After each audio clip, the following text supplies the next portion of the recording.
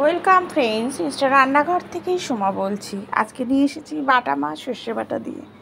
খুব টেস্ট হয় কিন্তু এই মাছ এইভাবে করলে। দেখতে থাকুন। প্রথমেই হচ্ছে বাটা মাছগুলো দেখলে গোটা গোটা নিয়েছি। তারপরে হচ্ছে সর্ষের গুঁড়ো, কেনা সর্ষের গুঁড়ো, ওর মধ্যে নুন আর হলুদ, তার সাথে কিন্তু একটু জল দিয়ে আমি এটা পেস্টটা রেডি করে রাখবো। এখানে আমি কাঁচা লঙ্কাও দিয়ে রেখে দেবো। আর যদি সর্ষের গুঁড়োর মধ্যে একটু কাঁচা লঙ্কা দেওয়া যায় তাহলে কিন্তু সর্ষেটা একদমই তিতা হয় না। আর দেখতে থাকো তোমরা, তাহলে বুঝতে পারবে যে সর্ষে অনেকেরই তিতা হয়ে যায়, কিন্তু কিভাবে একদমই তিতা হবে না সেটাই আমি করে দেখাবো। বাটা মাছগুলোকে আমি নুন হলুদ ভালো করে মাখিয়ে নিচ্ছি। রেসিপিগুলো কেমন লাগছে অবশ্যই তোমরা কমেন্ট করো।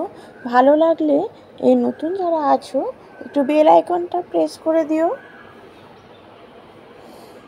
তেল গরম করে মাছগুলোকে আমি ভেজে নেব। যেহেতু এখানে সর্ষে বাটা, সেই জন্য কিন্তু মাছগুলো খুবই হালকাভাবে ভাজলেই হবে। যেহেতু এখানে বাটা মাছ তাই ভাজছি। আর যদি খুবই নরম মাছ হয়, যেমন হচ্ছে ইলিশ মাছ, কিছু মাছে কিন্তু না ভাজলেই ভালো হয়, একবারে মেখে বসিয়ে দিলে সেটাও কিন্তু খেতে খুবই ভালো হয়। চিংড়ি মাছ, এগুলো কিন্তু যে সমস্ত মাছ কম ভাজলেই হয় সেই সমস্ত মাছে কিন্তু সর্ষে বাটা মেখে বসিয়ে দিলে বেশি ভালো লাগে। যেহেতু এই কাটা মাছ এগুলো হচ্ছে ভাজতে কিন্তু ভালো মতোই হবে। তারপরে দিয়ে দিলাম কালো জিরে ফোড়ন। কালো জিরে ফোড়নটা দেওয়ার পর কিন্তু কিছুক্ষণ ওয়েট করবে, কারণ ফোড়নটা যাতে খুব ভালো মতো ঝাঁঝালোটা উঠে আসে, ঝাঁঝটা উঠে আসে।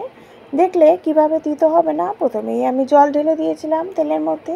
যেহেতু গরম তেল, সেটার মধ্যে কিন্তু ডাইরেক্ট সর্ষে বাটা দেওয়া ঠিক না, সেই জন্যই কিন্তু আরও বিশেষ করে তেতো হয়ে যায়।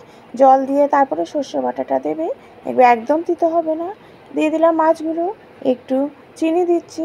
চিনি দিয়ে তারপরে আমি এটা কিন্তু ঢেকে রাখবো। দেখো অনেকটাই ঘনত্ব হয়ে এসেছে। দিচ্ছি হচ্ছে কাঁচা সর্ষের তেল। সর্ষে বাটা নামানোর আগে একটু কাঁচা সর্ষের তেল দেবে, এতে কিন্তু টেস্টটা খুবই ভালো হয়।